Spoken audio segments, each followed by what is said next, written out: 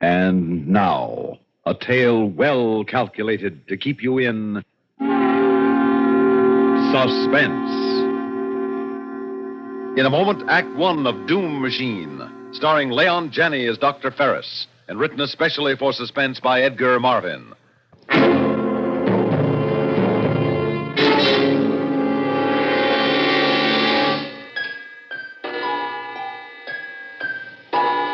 It's 8 o'clock in the morning in the year 2500. On the outskirts of the great city is a large one-story house. In one wing of this house is the laboratory of Dr. Atlee Ferris, who is seated behind an enormous horseshoe-shaped desk, studded with levers and small blinking instrument panels. Morning, Dr. Ferris. Good morning, Jack. I tried to work out those calculations you left as best I could. I hope I have them figured right, sir. Never mind, I won't be able to use them anyway. I lost the train of thought on that wide pattern we were following. Oh, it's too bad, Dr. Ferris. You were so far advanced on it. Well, I'm only human, Jack. I'm not a machine. In fact, my humanity practically conspires against me. The level of concentration I need is fantastic, Jack. But I'm not pure brain. There are disturbances, distractions, emotional upheavals. That's what life is, Dr. Ferris. We can't avoid that. But if there were pure brain, Jack, a mind that would hold pure thought and nothing else, that would carry out the logical sequence of thoughts into action without any deviation from its purpose, regardless of any distraction or human consideration. There's no such thing, Dr. Ferris. It would be monstrous. Perhaps, but it would succeed in its work. Whereas we, because we're human, too often are distracted and fail. I'd rather fail than be just a brain. Yes, because you're human. And you won't admit that creatures with a pure brain would be superior to you. Well, back to your work, Jack. I'm just talking to myself anyway. He doesn't understand how limited the human mind is. Yes, that's it. That's what I need. A brain that isn't human.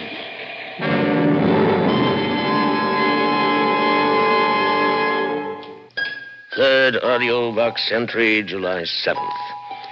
The first parts for my new project arrived today, and I immediately began assembly. The job is going to be bigger than I expected. My original plans didn't call for motive power, but now I see that everything will be impossible unless there is force of action. Sixth audio box entry, July 20th. Sally is bursting with curiosity, but she knows enough now not to come near my workroom. Perhaps I should prepare her for the fact that we are going to have a guest in the house. 13th audio box entry, August 27th. This is probably the last report I shall make. There is complete mobility, and the concentration chamber has been sealed. Not even I could get it to change a thought once the decision trap is shut. Communicative power is slow, but there is no faltering of expression. The last thing is the will. I shall test that tomorrow. The final test.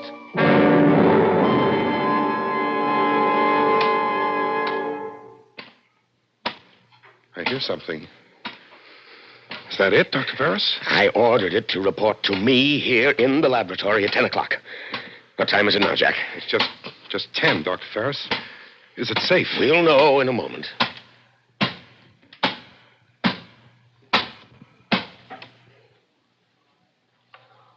I am here, Master. It's enormous. The most enormous robot I've ever seen. This isn't just a robot. Inside that enormous metal body is the most advanced electronic brain ever devised. Pure brain. Maximum electronic mentality. That's what we'll call him. Max. I could think of other names. The real thing, Jack, is his power of concentration. His will is tied directly to action. He does whatever he decides. Nothing can stop him. Nothing can distract him. His will is as strong as the titanium he's made of. He's perfect, Jack. Perfect. Yes, he's perfect, Dr. Ferris. You've got what you wanted, a brain that isn't human. A thing completely without emotions.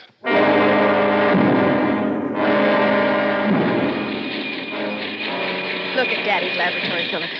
Isn't it immense? You can see and hear everything from this control room. Is that the robot, Mr. Ferris? Yes, that's Max. Well, what do you think of him? He's amazing. He operates himself, Philip. He's not just a robot. He's a thinking machine. He's figuring out the solar energy formula right now. Jack does the manual work. You mean the man takes orders from the robot? Jack's not in Max's class when it comes to pure thought. Oh, Daddy, it's humiliating to take orders from a machine. Yeah? And what's your opinion, you brilliant young physicist, Philip? Well, as a scientist, Dr. Ferris, I have to admit admiration for your robot, Max. But speaking as a human being, I think I'd resent taking orders from it, too. I mean, having it on a pedestal. Well, that's where Max belongs. He can do the mental job, and Jack can't. Therefore, Max leads and Jack follows. I'm not interested in your so-called human values. I have no more feelings about them than Max has. The superior always lead the inferior. That's the way it is, and that's the way it has to be. Dr. Ferris, I can't stand it anymore. I'm not working for you. I'm working for a machine, an iron monster. Oh, now don't be He knows foolish. it, too. I can feel it. He's cocky, Dr. Ferris. He gloats over us. Well, that's how you feel, Jack. Max has no emotions. He's just doing a job. I don't want to be a part of it. But it's going to succeed, Jack. Max is going to accomplish in a month what you and I have been working on for 3 years. I'm going to fly to the capital tomorrow to report on our progress. You can't quit now. I'm depending on you. How long will you be away? Oh, a few days, maybe a week. And the final test of the formula may come while I'm gone. You have to be here. Well, if we're that close to the end, I suppose I can stick it out. Fine. Now, if the test should come while I'm gone, I want you to record all the steps on the AudioVox tape recorder. I'll remember. Oh, and Jack, there may be some danger. You're going to be trapping the energy of the sun right in the laboratory. Radiation will be intense. Now, be sure you set the thermal drums in back of the solar tube so you can graph the heat measurement. The main thing, of course, is to be positive the formula's correct before you throw the switch. How much chance I'll have to figure that. Max makes all the decisions. Well, that's the one reason I'm not worried about the danger, Jack. You can trust Max. Whatever you think of him, you know that. I suppose so. Well, it's important that you believe in him. His mind, Jack, his pure electronic brain will do more for humanity than generations of emotional beings like us.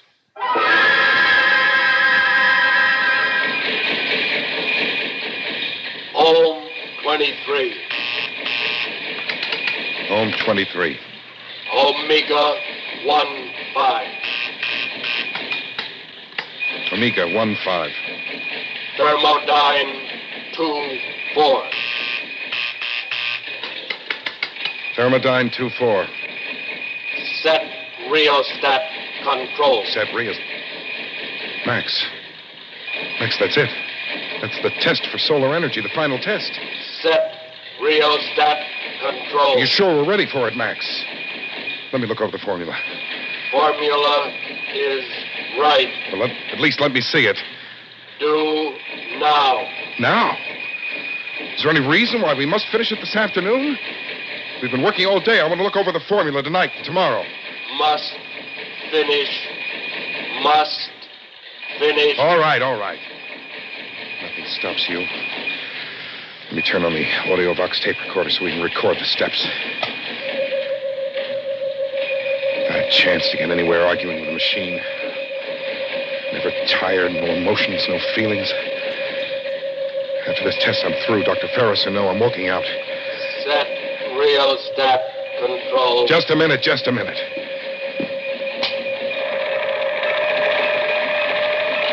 There. Now I'll check the thermal drums. We're graphing. Set thermal panel. Check. Increase. Raise. Thermal 8. Radial flux. Boy, it's hot.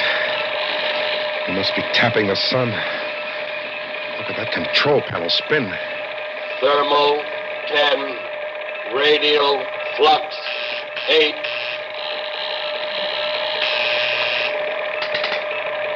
Thermal 12. Radial flux 9. Max, it's getting too hot. I don't think we can get any more increase. Thermal 14. Radial flux 10. No, Max, it won't work. I see it now. We're absorbing too much heat in the tube. We're not channeling out. Thermal 16. I'm afraid, Max. I'm afraid. Max is shooting heat rays. Max!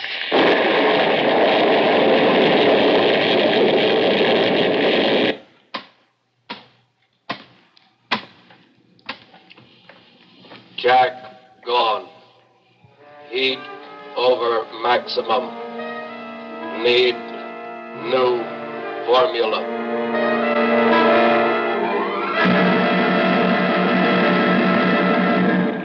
Wonderful, Max, wonderful. It's running on solar energy. With this machine alone, this laboratory model, we could power 100 factories.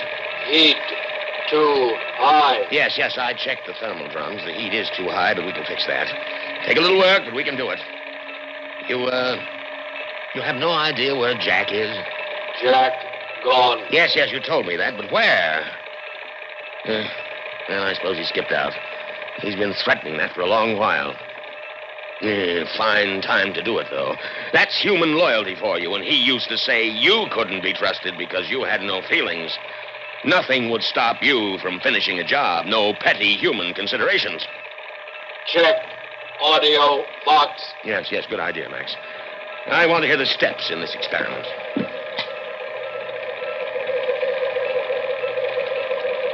Not a chance to get anywhere arguing with a machine. Yeah, that Jack. Never tired, no emotions, no feelings. After this test, I'm through. Dr. Ferris or no, I'm walking out.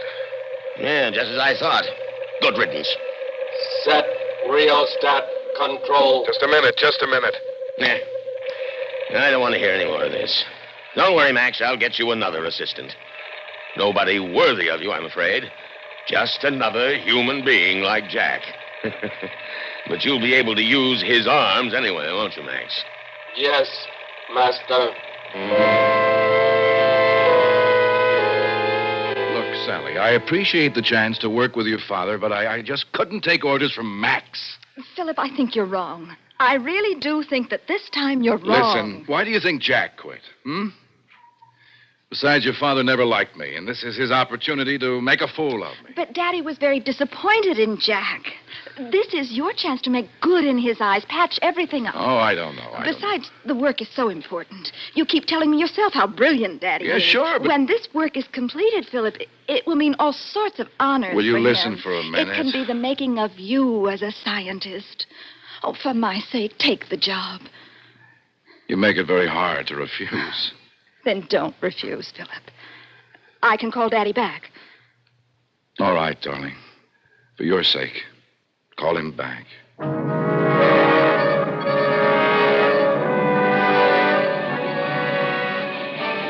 Now, Philip, the one problem we had was the excess of heat vibration in the thermal tube itself.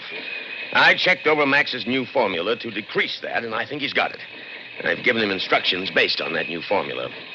I want you to follow Max's orders completely. I'm jetting out to the Capitol again with a member of the National Thermal Committee, and I'm sure you can handle the work in my absence. Well, I don't see why not. The way it looks, I'd only be an extra pair of hands for Max. Just so. A very apt bit of phrasing, Philip. Well, Max and I might as well get to work. Fine. Max will show you how to regulate the thermal drums. Good luck. I'm afraid we've been keeping you from concluding your experiments, Dr. Ferris, having you report to the Capitol so often. On the contrary, Dr. Larkin, I'm in the fortunate position of being able to place my work in even more capable hands than mine. Oh? I don't suppose you've heard of Max. Max?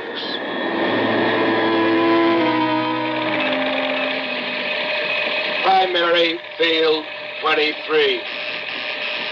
Primary field 23. Secondary field 19. Coil 64. Secondary field 19, coil 64. Circumference 20 degrees. Circumference 20 degrees. But Ferris, you can't be serious. Brain like that is a monstrosity. It's inhuman. Of course it's inhuman. That's the grandeur of it. No feelings, no emotions, nothing to distract it. Just pure scientific thought at the service of humanity. But a thing like that cannot serve humanity, Dr. Ferris. It's wrong somehow. We've always used mechanical servants, Dr. Larkin.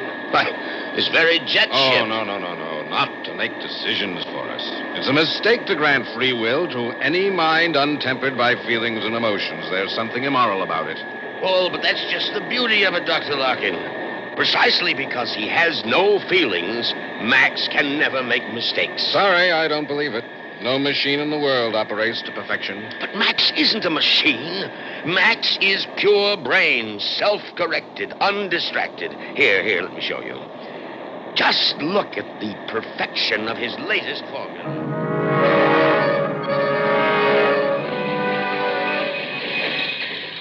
Ohm 22. Ohm 22. Omega 1 4. Omega 1 4. See? So he bases his new rheostat setting on Ohm 22, Omega 1 4. Omega? Why Omega, Dr. Ferris? Isn't that a similar ratio? Good Lord. Good Lord. What's the matter? Oh, no. Larkin, Max has repeated the same mistake. It's as high a ratio as the other. It'll build heat rather than dissipate it. If Philip goes near the thermal control with that formula, he'll be cremated, burnt to an ash. Oh, Dr. Ferris, are you sure? Unfortunately, I'm very sure. That's what happened to Jack. He was... Oh, no. Larkin, I've got to go back. I've got to get back in time. If we don't get there in time, I'll be a murderer, Larkin. You hear?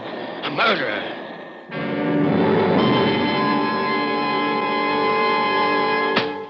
Rheostat control. Rheostat control. Thermal panel. Set thermal panel. Well, Max, this is the big one, isn't it? We're all set to drag in the blazing sun. You know, you're not half bad to work with after a fellow becomes used to your infernal arrogance. Set thermal panel. And your infernal driving. There. All right, Max, old boy, fire away. We're on to glory. Increase raise. Thermal 8. Radial flux 6. Thermal 8, radial flux 6. Wow, this certainly builds up heat fast. Thermal 12. Radial flux 9. Thermal 12, radial... Oh. Thermal 14. Radial flux 10. Thermal 14. Machine's awfully hot, Max. There. Max, listen. I don't know about this. It's getting awfully hot. Philip, get away from that machine. Dr. Ferris, what's wrong? He's shooting thermal rays. You'll be cremated, burned to an ash. Into the control room, quick. Hey, easy. Now, stay there. The inso-glass walls will shield you. Thermal 16. Radial flux 12. Max is going to the thermal panel. I've got to stop him. No, please, Dr. Ferris, you'll be killed yourself. Now stay in there. Don't come out. Now, Max, listen to me. Your new formula was wrong. Wrong. Don't touch the thermal panel. You'll be destroyed. Stop, Max. Do you hear me? Not stop until finished. But not if you've made a mistake. Now stop, Max. Stop. Dr. Ferris, he can't stop. Nothing will stop him. That's the way you built him. He's only a machine. He has no understanding. No, he's not just a machine. He's pure brain. He must understand. Now, Max, listen. Your formula is wrong. You'll destroy yourself. Everything you've accomplished will be destroyed with you. Not stop not stop. Good Lord. He's found the switch. Dr. Ferris, come in here, quickly! Oh, the idiot monster! Dr. Larkin was right. It is something immoral, an inflexible electronic brain. No emotions, no soul, no reason. It's my fault, mine. Dr. Ferris! Look out! He's throwing the switch, Dr. Ferris! No, Max, no!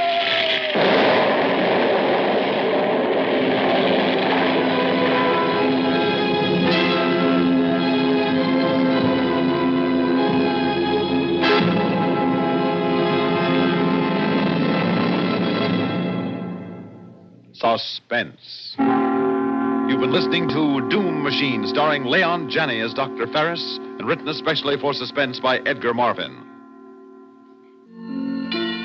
Suspense is produced and directed by Bruno Zerato Jr., music supervision by Ethel Huber. Featured in tonight's story were Cliff Carpenter, Elaine Rost, Bernard Grant, and Eugene Francis. Listen again next week when we return with Heads You Lose, written by Robert Arthur. Another tale well calculated to keep you in suspense. The Singing is Easy on the Richard Hayes Show, weeknights on the CBS Radio Network.